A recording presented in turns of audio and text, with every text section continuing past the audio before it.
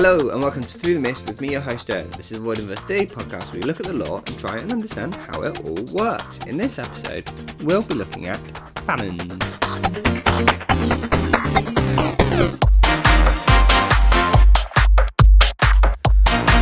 Oh, what a day. What a time it's been.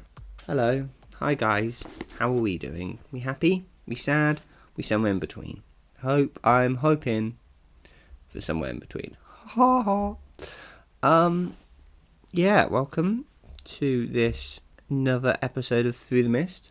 Yeah, this one's going to be a weird one, but partly I'm in a weird mood, partly because I've been in a weird mood all month, so not much research has happened. But before we get into it, we do have the point of going back and reviewing that last episode's question, to which nobody responded.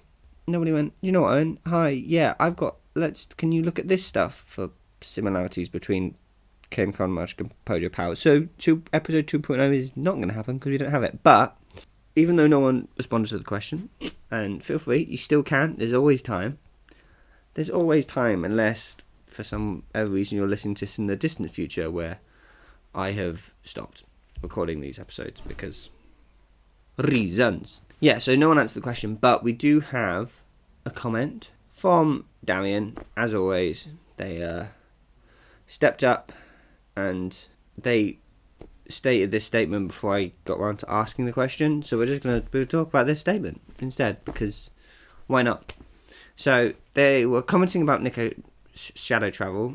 They connected it with Nightcrawler, the blue mutant that teleports from the X-Men, you know, that guy. And how, like, canonically in that universe, they're actually just taking a shortcut through the dimension of hell, and like how Nico could basically be doing this, but like they now just picture Nico doing that, but through the underworld. So, like, just imagine like when he's running into that tree, he goes zoom, and then a little ghostly figure goes flying through the palace, and Hades is there, and he just waves at his son, goes, "Well done, son, you are embracing your powers, ha ha ha," and disappears off into the next life. Not the next life, yeah, it's a fun little picture, isn't it? And yeah, I feel like I am just sapping energy from whatever you're doing right now. This is probably background noise for you anyway, isn't it? So who cares? I'm just gonna make noises at you until you realise blah, blah. I'm not, because that's too awkward for me to edit later.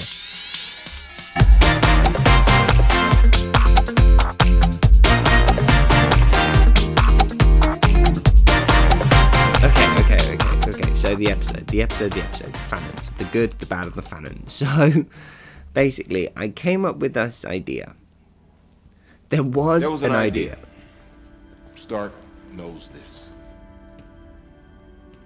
Called the Avengers Initiative. The idea was to bring together a group of remarkable people, see if they could become something more. See if they could work together when we needed them to fight the battles that we never could. So the idea was to gather some common fanons. If you don't know what a fanon is, it's a fan cannon, you know, that irritated you beautiful Mistbusters. And you were like, why do people think this? And what I was going to then do was I was going to do a little research around them and go, okay, let's see if this fanon does have any truth in the text, if it is a fanon theory that works, that the common fanon is correct, or if people have built mythology that doesn't really have much proof to it. So that was what the plan was going to be. The plan has changed slightly because I just didn't do the research. We have still gathered from the Instagrams at @through_mist. I posted a story there and we gathered some thoughts from you guys. Still going to talk about them because I still think this is a fun episode here. I just haven't done the research, so we're not going to do that. We're just going to go on vibes alone and whatever I can pull out my memory banks. So we're just going to go on vibes, basically. If we vibe with it, we vibe with it. If we don't, we don't. And when I say we, I mean me. Because you do matter. You are important. And remember,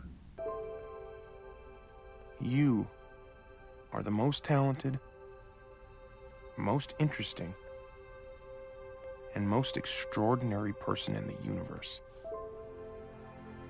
And you are capable of amazing things because you are the special.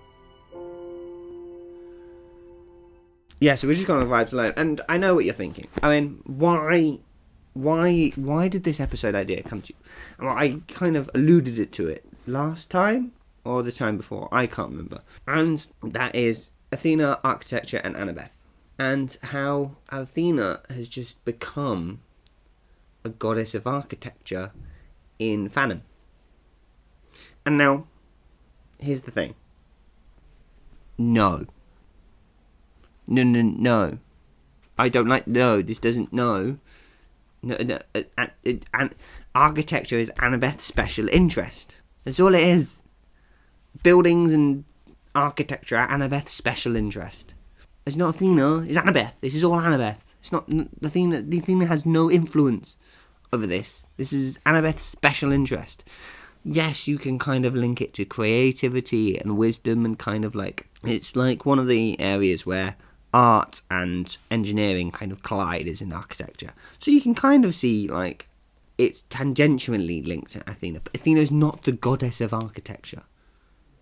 She's nothing, because architecture is a modern idea. Like, it's not, people weren't architects, they were engineers, they were builders, they were designers. Like, it's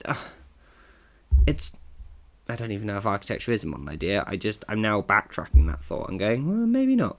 But still, yeah, it's where creative and buildings collide, you know? Architect. And it's Annabeth's special interest. This is just Annabeth's thing. Athena's nothing to do with it. Throw Athena out the window.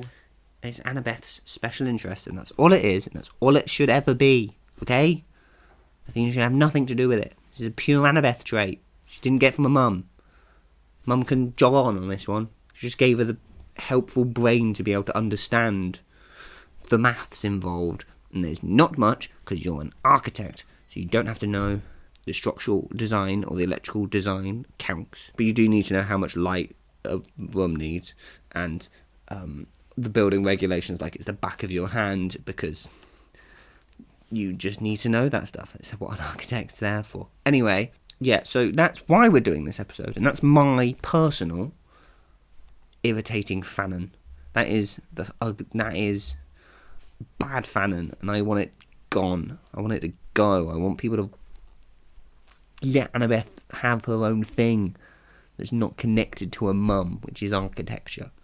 Like, just screw off. Out the window. Yeah. Okay. So, when I initially came up with this idea, I put the idea into the podcast, Percy Jackson podcast Discord, as like, is this a good idea? Am I being dumb? And immediately I got a reply from Fran of the Best Damn Camp, and they were like, for 7, they're not friends. It's a group project, not a friendship group. Like, that is the level that they came out as, and because, you know, this came up on the Discord, there was a big discussion about it. But Darian, we know Darian. In this, guys, this is Darian from Muses of the Mythology, not Darian, the Through the Mist listener. 2 separate people. They're not. They're the same person, but I treat them as 2 different entities. Darian of Muses of Mythology came in with 7 are 5 distinct and overlapping friend units, but they aren't all friends with each other. And they listed out Jason, Piper, Leo, Percy, Hazel, Frank, Percy, Annabeth, Piper, Annabeth, Jason, Percy. Save for the Percy, Jason one, no one in the groups are 3 friends are friends with anyone in the group, other groups. And I've been trying to think about this one and feel what my thoughts and opinions are on it. And it might just be I've never had close friends. I don't know. This is a sad Owen thought now. But I do feel like they are friends. Or at least they were friends when they were on the ship. And if they saw each other, they would be friendly. And they're not necessarily close friends, but they're friends. They're not quite acquaintances, and they're not quite friends. You know, they are, as a seven, as like a holistic group. They are friendly and like office friends, you know, or like people that you work with in at work a lot, and and then they leave, and you kind of half keep in touch with them, you know, like it's a friend you made at work, and then they leave the workplace and go get a different job elsewhere, and maybe you got close enough with them that you have like other connections, and occasionally you just message and go, oh, just checking in, or like you see a post and you like it, and it's like they got very close while they were on the ship, but they didn't keep the friendship up outside the ship very well. And I think that's basically what they are. I would, for the period that we see them on the ship, on that ship, all seven of them are friends. They just had a very short friendship. Their friendship was a little like explosion. They exploded as friends, and then when they all went their separate ways, certain connections were easier severed than the others. I mean, like the final groups, once the whole adventure's over, I think ends up being Jason, Piper, Leo. They are a unit. I know Leo is dead for most of the time afterwards, but they are a unit. Afterwards, I think the friendships just moved and shifted and stuff. But I think for the time they were on the ship, they were friends.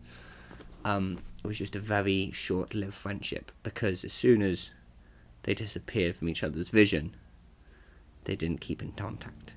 But I would still class them as friends. I don't know. It just feels wrong not to. And I think there's arguments for all directions, really.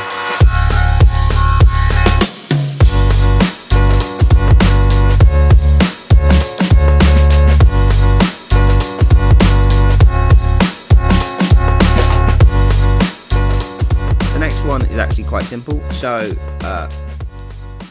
Magical Mythical podcast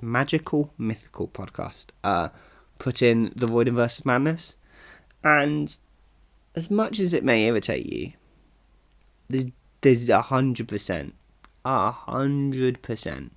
evidence for this at the end of Turton. There's 100% evidence that this is at least a setup, like it's ready. What it is and what it means, I don't know, but all three Rick's book anthologies coming together in one coherent story, he's definitely gone. We're just waiting to serve it and smash it down. But what that smash looks like, whether it goes back of the tennis court where there's a short serve, far serve, if it goes mass spin on it, who knows? But it is definitely happening. 100% it is happening. We've got, so that's that one. Quick little one. We'll just fire off the next one.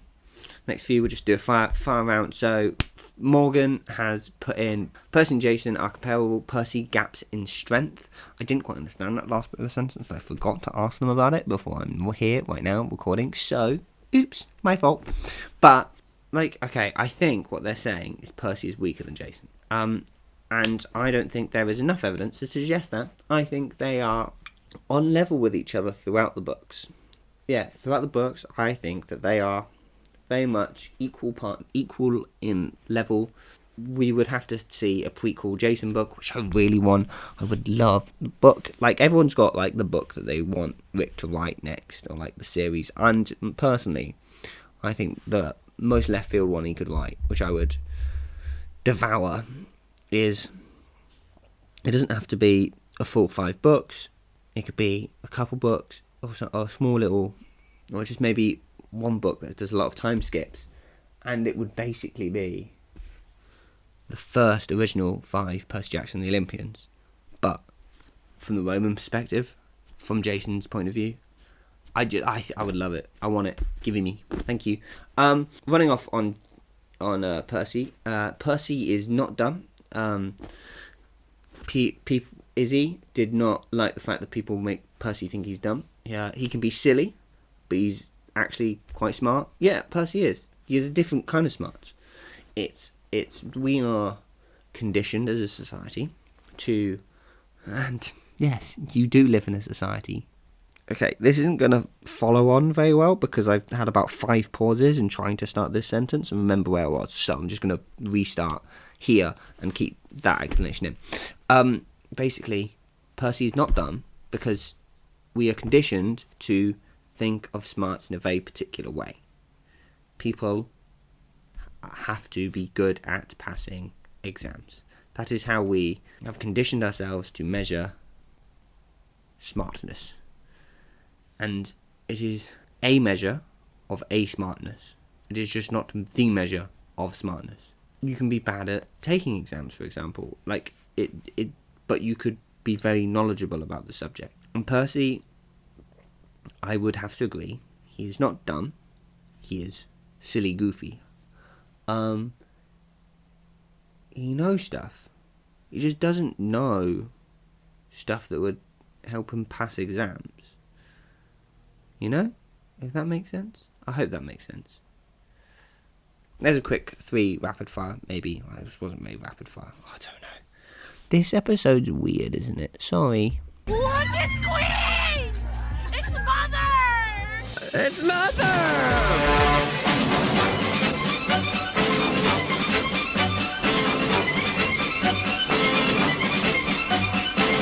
I feel like you can tell that this isn't very well thought out because I feel like I've been rambling and like this is properly a terrible episode to listen to. But I'm going to edit it and I'm going to put it out. Either way, I don't care. I do care. I do care because I will make it, to the best of my ability, I will make it good. But I do not care enough to re-record what I've done and make it better. Who knows, maybe when I edit it all together, it will sound great. Anyway, back to the whole fanon things. So we've got something from Aragon and Back Again, a podcast, by the way. That is another podcast. I've had 2 podcast message on this. Wild. So, Aragon. I always say Aragon, but it's Aragon. Aragon and Back Again. So the thing that they put in is, I loathe the idea that Percy and Annabeth would name their child after Luke. Yeah. That does feel gucky, doesn't it? Like, I both get it, but also don't get it. I don't get the whole idea of naming. That's a lie. I get it, kind of, but like, I can't explain it. This is pure vibes, because I don't think you can anywhere say that. I think there's proof for both in the books. Like, how at the end, they both are like, Luke was a hero. That's evidence for. I swear, is there a bit in Chalice where they talk about it as like a pair and talk about what happened, or is Percy just, I don't know, or am I misremembering something I've heard or read somewhere? But it does feel wrong. I don't even think it's necessarily that they wouldn't want to remember Luke. I just don't think it's the way that Luke should be remembered by them. I don't think it's the right way for them to. Yeah, I agree that it's dodgy. I do not like it also. That is the vibe. We are doing vibes alone, remember? And then Darian the listener this time. Darian the listener sent a late night for them shouty message about demigod phones and mobiles, because they thought of the idea, and I chucked it in here because why not? But because, you know, I think there was an episode previously where I went, phones don't exist though. So, but if this was the way that someone fanoned in phones, I wouldn't hate it. Because, like, Jo is the daughter of Hecate and Leo is at the way station. It is totally conceivable that they could work together to break or circumvent the curse preventing demigods using phones. And, like, yes, because it is a child of Hecate that put the spell on that made monsters smell demigods, and then when phones and such were invented, where that source of magic emulated onto the phones. So it totally is conceivable that another child of Hecate could circumvent that magic.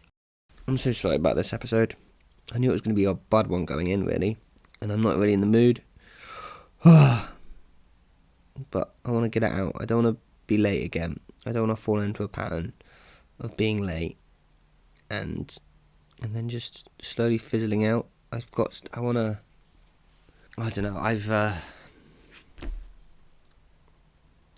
I want to keep going. I just need to refine motivation to do it. See you guys next time.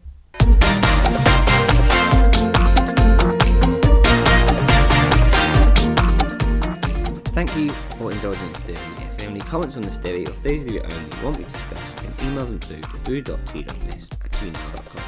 You can follow the Instagram @food_list. Make sure to follow the podcast, like the podcast, subscribe to the podcast, whatever you have to do to help get the podcast out there. I've been Owen, and come back next time as we try to see through the